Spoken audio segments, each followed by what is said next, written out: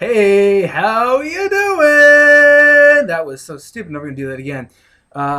Today's another video, um, and I want to talk about something that's it leads to a lot of very interesting situations in video games, and that's gaming hype. Gaming hype is basically you see a trailer or you see footage gameplay, and instantly you're just like, I have to get that game. If I don't get that game, my life's not gonna be complete. You know, stuff that makes you do stuff akin to that. And that's really important for video games. And it's also the worst thing possible for video games. And why? Why could it be the worst thing possible? It doesn't seem like it's something very bad. It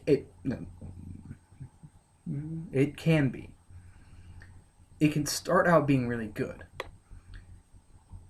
With a trailer coming out, and maybe there's you have a fan base of 20% of people that play video games, and they're like, 20% of the people on a console who've seen this trailer, they're like, yeah, of course I'm going to play that game because I like it.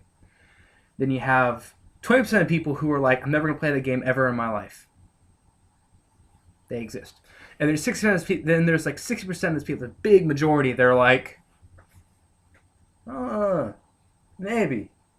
I like it. But I don't know. These people say that it's awesome. These people say that it sucks. I want to know the difference. And they see this and they see this trailer, or they see this gameplay footage, and they get swayed. It's like, I'm gonna play it, or it's like, I'm gonna kill that game. So that's one of the big things about gaming hype, is that's really good for swaying audiences. And if a game can sway an audience, that means it sells more. That means the developer stays in business. And if a game is really good, then you want that developer to stay in business. I'm looking at a lot of game companies right now that have gone out of business because people didn't like their game. And it's unfortunate. It really is, when a company goes out of business because their game doesn't sell very well. That's a terrible, terrible thing. I hate when that happens. But this isn't about companies going out of business. This is about gaming hype. And I wanted to do something about this topic because I've been watching.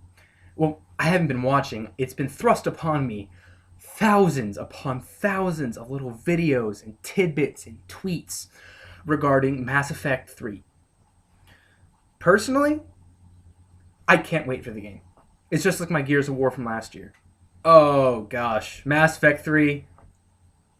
It's too soon. It's just too soon this year. I want it. I want it more. I want it sooner. We got the demo coming out this week. Starry. And that's what it does to me. All these trailers, all these analyses that I think it's IGN or Machinima. I think it's IGN. IGN's doing these analyses of trailers. They take the trailer and they go, okay, well, Jacob's in this shot and Leiden's in this shot. We can see this symbol on this vessel. Stuff that really helps people who care a lot more. There's like magnifying glass. I can see it all now. Which is important for us gamers because we like to know everything about a game, or we don't want to know anything and we just want to dive into it completely unknowing. That's also fun. How it's raised to hype is because news networks like IGN or the Game Station or little individual YouTubers such as myself talk about these games coming out, and that's spreading it. Hype leads to spread. As you push it out, as you make it known, the hype grows your audience. And that's really important. Like I said, companies can go out of business if they don't have an audience. And I like hype when done properly. Like, we all remember the Elder Scrolls Skyrim trailer that they showed. I think it was at Spike VGAs in 2010, where it was just stone carving coming to life, and it was the old guy in the tongue. He is Dovahkiin, Dragonborn. They had that whole spiel, which has been parodied over and over and over and over again. That is perfect hype. If it's a trailer that makes waves, it's a trailer that gets recognized, it's a trailer that spreads out into other media. That's important. There's the song about the guy watching the trailer, and I wish I could remember what it was, but it's hilarious. And that's what hype can do. Hype makes your game known. And some developers are like, we'll release a trailer, maybe show it out at E3, put a pre-order bonus in there, see who wants to buy the game. We'll just do that occasionally. And then there are the companies that like we're doing with Mass Effect 3. They're like, a trailer is like coming out every 3 days, and it's always something, a lot of what we've seen before, and then they add these little bits. They throw in a character from a novel, for example. Like I think I saw Bernie in a Gears of War 3 trailer, and I was like, because Bernie's awesome. Don't anyone tell you what it was. Bernie is awesome. And this is why I love hype. As much as hype can draw a game to its death, it can also make a game light years in terms of anticipation. God, how much hype is there behind BioShock Infinite? Oh, it's so much. I mean, they announced 1999 mode, and they announced, they gave you trailers of full voice capping for the voice actors and stuff like that. And it's just like so much stuff. Companies, do this more. Do you want to have your Skyrim? Do you want to have your BioShock Infinite?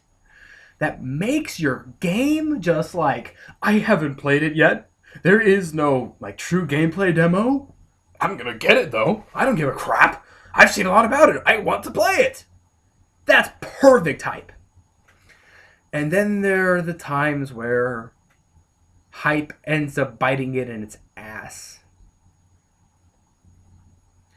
And these examples exist universally.